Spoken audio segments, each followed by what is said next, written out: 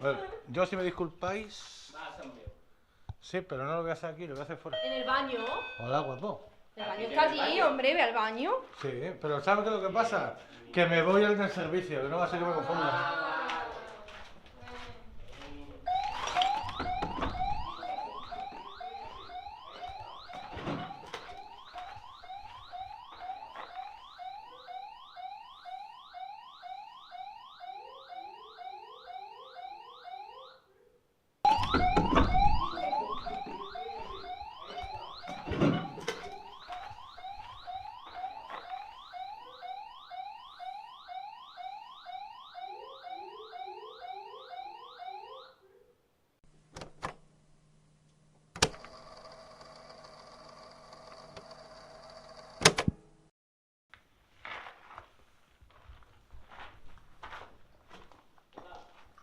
Dime.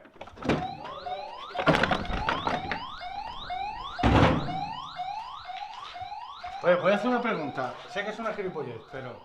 ¿había estado haciendo algún ruido de de la alarma? No. ¿No? Pues entonces hay alguien fuera. Escúchame, que hay alguien fuera. ¿Seguro? Pero hemos jurado. Si no lo habéis hecho vosotros, os lo juro, ¿eh? O me estáis tomando el pelo. ¿Pero por qué no? Te lo juro por Dios que ahí fuera... En esas cosas no, porque precisamente si escucha algo no interesa que lo diga y que no. Te lo juro, además de hecho tiene que estar grabado en el móvil. Ya te digo, que vaya colocando la cara.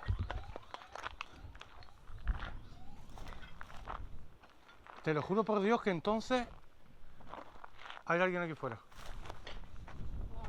Sí, sí, sí, sí, vamos, jurado.